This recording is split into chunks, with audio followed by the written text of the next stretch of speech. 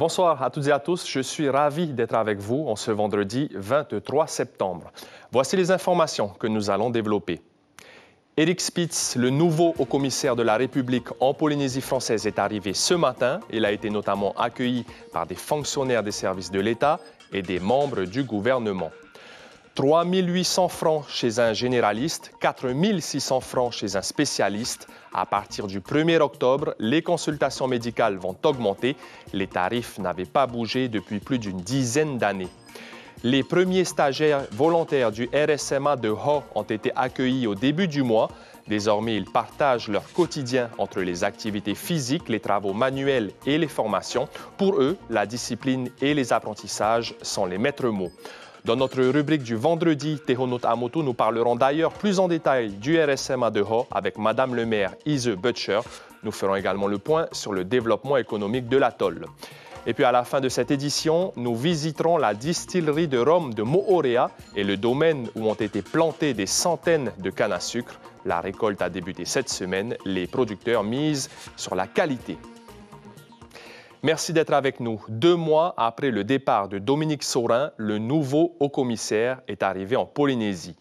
Éric Spitz connaît déjà le Fénois puisqu'il a été entre 2008 et 2010 secrétaire général du Haut-Commissariat. Dès la semaine prochaine, il va se pencher sur les dossiers prioritaires. En attendant, ce matin, il a été accueilli par le gouvernement, mais aussi par des anciens collaborateurs. Natacha Silagi et Patita Savea étaient à l'aéroport. Il revient 12 ans après, mais cette fois, il est le représentant de l'État en Polynésie. Accueille son chichi et son groupe de danse à la passerelle. Le gouvernement est au rendez-vous, mais pas de député indépendantiste à l'horizon. Un seul sénateur présent, celui qui vient justement de quitter la majorité. Pendant que le haut-commissaire salue ses troupes, les 2 anciens alliés politiques s'évitent et Éric Spitz prononce ses premiers mots. Ce que je constate, c'est qu'il y a quand même eu un fort rebond économique ces derniers mois, avec une augmentation importante des importations et des exportations, qui a eu également des aides exceptionnelles en raison de la solidarité nationale de l'ordre de 200 milliards de francs pacifiques de la part de l'État. Éric Spitz connaît le contexte polynésien. Il était secrétaire général au Haut-Commissariat aux côtés d'Adolphe Colra entre 2008 et 2010, en pleine instabilité politique. 5 présidents se sont succédés pendant cette période. Le dossier nucléaire, il maîtrise. Ouvrir aussi déjà 80 000 ou 90 000 documents qui étaient classés et archivés, tout pour nous permettre de savoir véritablement ce qu'il en a été. L'État et le pays engagés pour une nouvelle collaboration après 2 ans de crise sanitaire et alors que la campagne électorale pour la présidence de la Polynésie est déjà en marche. Je suis venu lui souhaiter la bienvenue chez nous et dire que nous sommes à la disposition de l'État, ainsi que l'Assemblée de Polynésie française d'ailleurs, pour attaquer le plus tôt possible les dossiers qui nous attendent, et l'État et le pays. Voilà. Mais loin de l'accueil protocolaire, Éric Spitz a eu droit au vrai accueil polynésien. Comment ça va? Ça va bien. Des anciennes connaissances qui ont travaillé avec lui à l'époque. Bienvenue, monsieur. Ça fait du bien, cette chaleur polynésienne? Très bien, oui, très bien. Surtout que ce sont des gens que je connaissais depuis 12 ans et qui viennent spontanément. Est-ce que vous allez manger du poisson cru aujourd'hui? Je sais pas, je sais pas là. Mais j'en mangerai beaucoup pendant mon séjour, j'adore ça. Et c'est une grande joie de l'accueillir autant que monsieur le commissaire. Donc vous vous rappelez de lui? Oh oui, oh oui, oh oui, oh oui, oh oui, oh oui. Très sympa, très humain. Éric Spitz qui a affirmé que les engagements du président de la République envers la Polynésie seraient tous tenus. Un accident de la route a eu lieu aujourd'hui en fin d'après-midi sur la côte est de Tahiti, à Mahaena.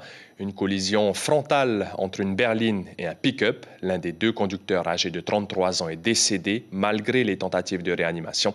Il s'agit de la 23e victime sur les routes depuis le début de l'année. À partir du 1er octobre, les consultations médicales vont augmenter. Chez un généraliste, vous paierez 3 800 francs au lieu de 3 600 francs actuellement.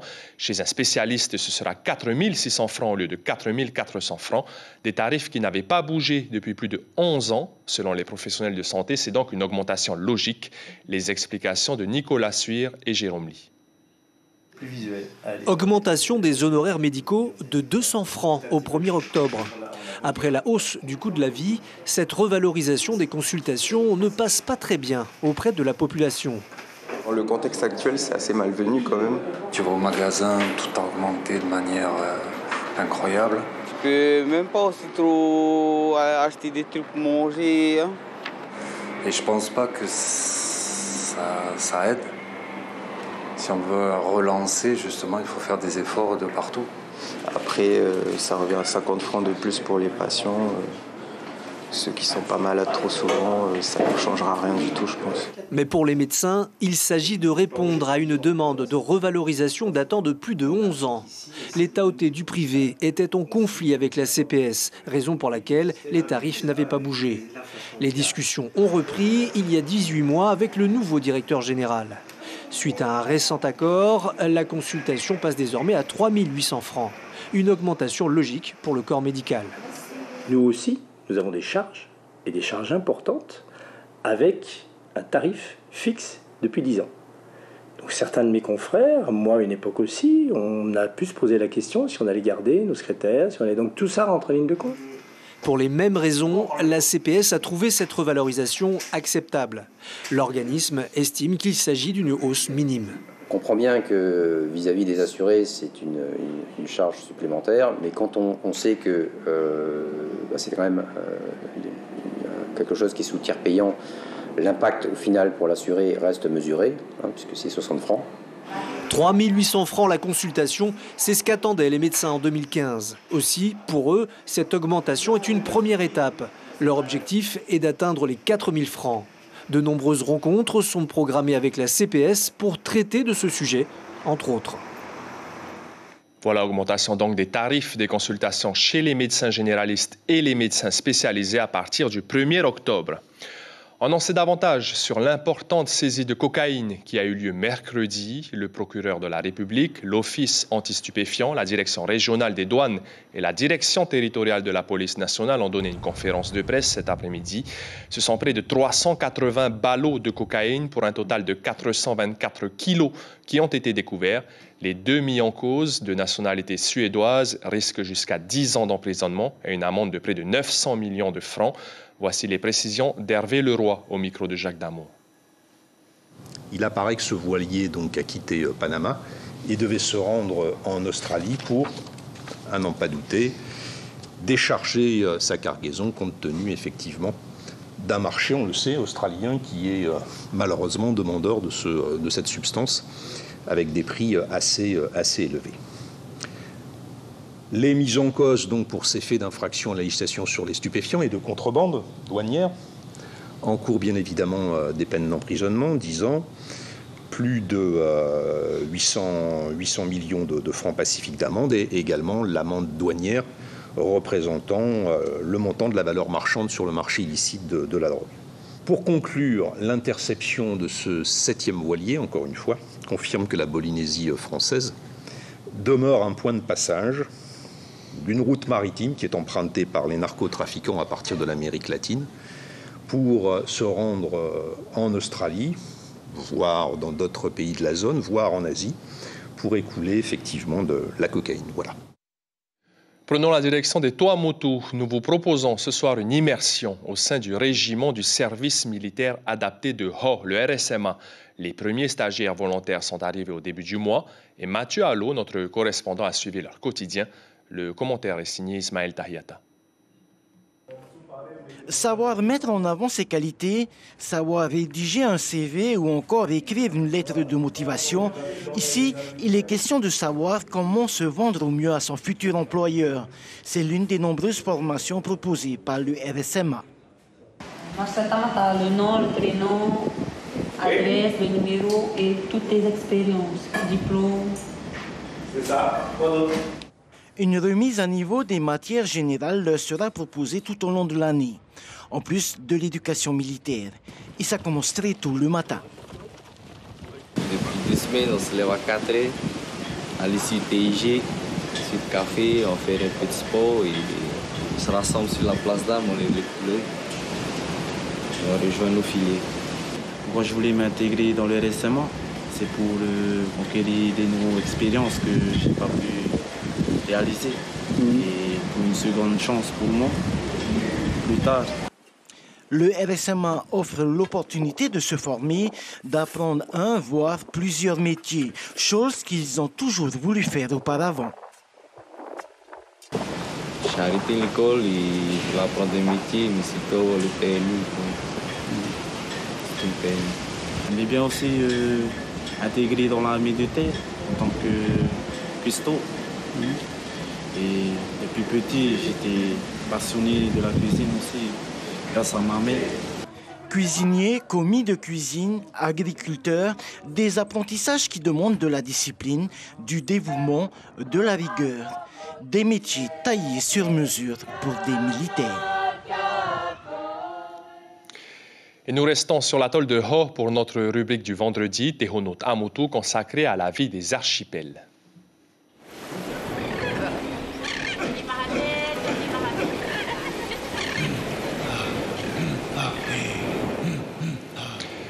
Nous parlerons donc du RSMA et du projet aquacole de Ho avec Madame le maire Ise Butcher. Yorana, merci d'être avec nous. On l'a vu dans ce reportage, depuis le début du mois, les stagiaires volontaires du RSMA sont accueillis. Est-ce que ça a bousculé un petit peu le quotidien de votre atoll? Je ne dirais pas que ça a bousculé notre quotidien, ça a plutôt apporté une dynamique, surtout au niveau du village et aussi bien pour la commune. C'est un nouveau souffle aussi pour la commune parce que, comme vous l'avez vu dans le reportage, je les ai laissés à un endroit provisoirement et ça nous rapporte aussi au niveau de la mairie. J'ai quand même quelques finances aujourd'hui qui rentrent dans la commune. Est-ce qu'il reste justement des aménagements à effectuer pour le RSMA à Ho? Pour l'instant, ils sont partis sur un an, mais c'est programmé pour l'année prochaine. Il y aura quelques petits aménagements là où ils sont installés, parce qu'ils recevront 20 jeunes de plus. Et par la suite, ils sont en discussion pour la construction finale du régiment. Concrètement, combien de jeunes de votre atoll ou des communes associées ont pu intégrer le RSMA? Là, pour l'instant, ils sont 20, ils sont une dizaine des Tuamotu et quelques-uns arrivant des îles hautes. Et c'est très intéressant parce qu'on est parti un peu, ils sont partis sur le fait de garder que les enfants des Tuamotu, mais le mieux, c'est que tous les enfants, enfin tous les jeunes de la Polynésie puissent venir aussi dans ce régiment. Pourquoi? Parce que comme ça permet à nos jeunes qui sont dans les îles hautes, qui ne connaissent pas les Tuamotu, de venir voir un peu ce que les Tuamotu peuvent leur apporter demain. Pour terminer rapidement sur le RSMA, est-ce que vous avez des projets en étroite collaboration entre la commune et le RSMA? Bien sûr, beaucoup, parce que c'est un partenariat aussi qui va être avec le RSMA, surtout sur des chantiers pédagogiques. Et nous, au niveau de la commune, nous allons les accueillir aussi pour finaliser quelques formations qu'ils auront acquis pendant la formation de leur année de formation. Madame le maire, le projet aquacole est au point mort. Est-ce que vous avez des nouveaux éléments? Pour l'instant, nous n'avons pas d'éléments, mais j'attends la venue de notre nouveau commissaire parce qu'avec l'ancien, avec M. Saurin, nous sommes partis sur un projet et bon, on ne parle plus du projet aquacole. Hein. Nous sommes partis sur un autre projet, mais je ne vous en dirai pas plus. Donc un projet plus modeste, mais vous y croyez toujours à ce développement par l'aquaculture à Ho?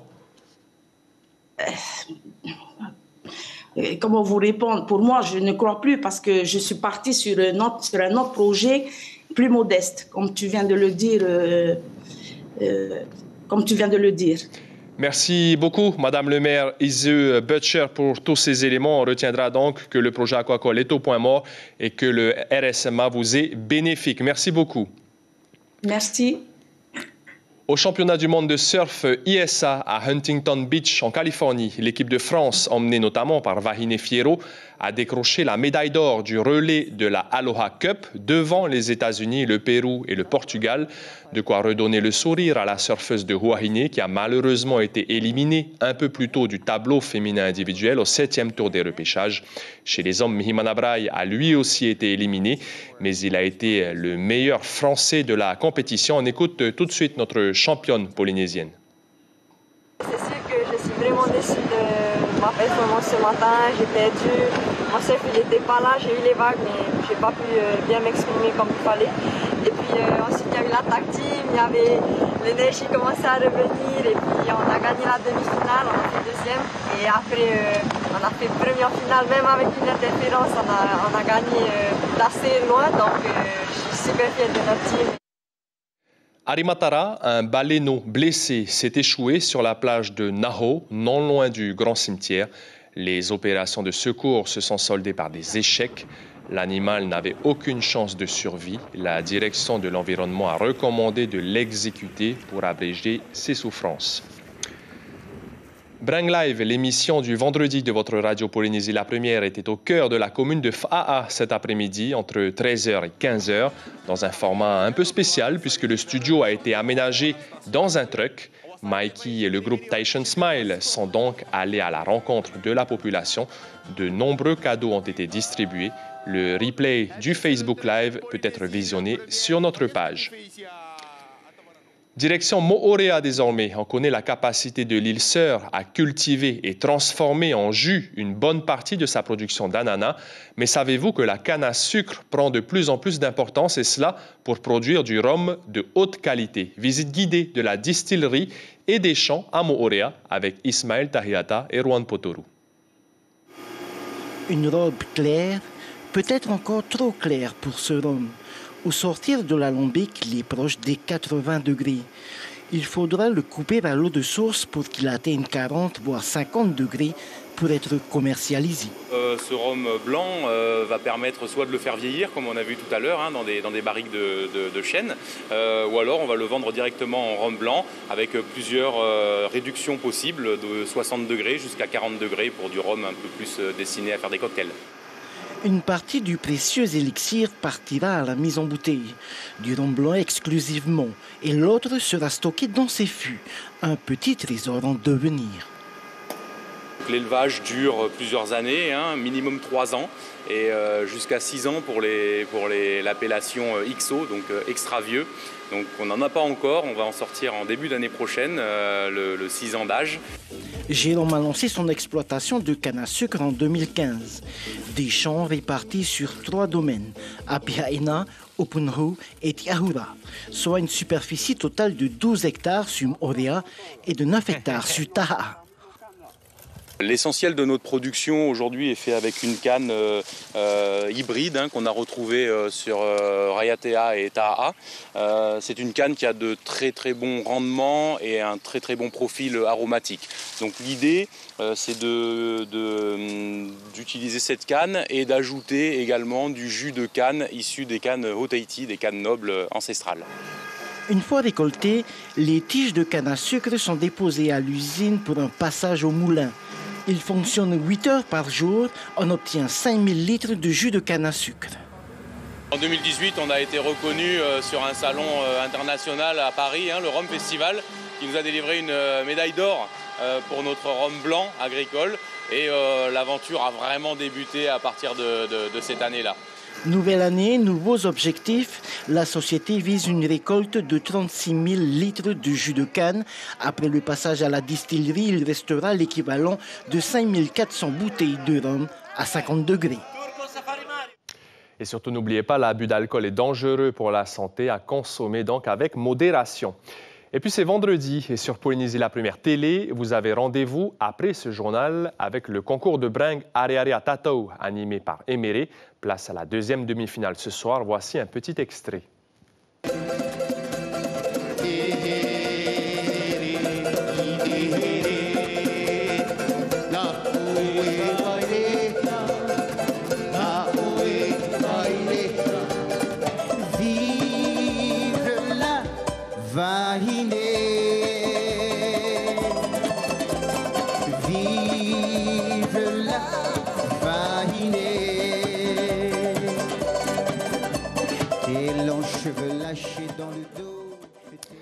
L'information principale de votre édition de ce vendredi soir, c'est l'arrivée au Fénois ce matin du nouveau haut-commissaire de la République en Polynésie française. Éric Spitz a été accueilli par des membres du gouvernement, mais aussi par des collaborateurs. Le représentant de l'État va se mettre au travail dès lundi. Il a d'ores et déjà annoncé que les engagements du président de la République envers la Polynésie seraient tous tenus À la télévision ce soir, la deuxième demi-finale de l'émission de Breng Ari Ari Atatau, puis l'intégralité du dernier spectacle de l'humoriste Yepo, #sans filtre. C'est la fin de ce journal. Merci d'avoir été avec nous. On se quitte sur une belle ambiance de notre Breng Live ambulant de cet après-midi. Je vous souhaite une très belle soirée et vous retrouve avec plaisir demain soir.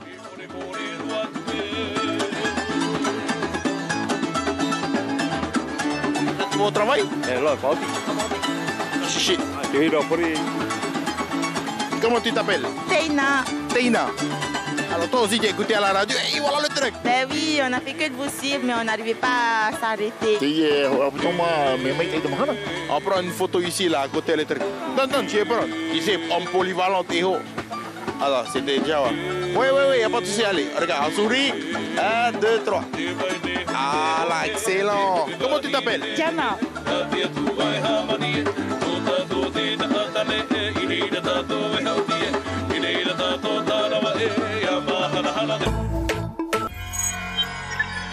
Retrouvez ce programme en replay sur notre site internet.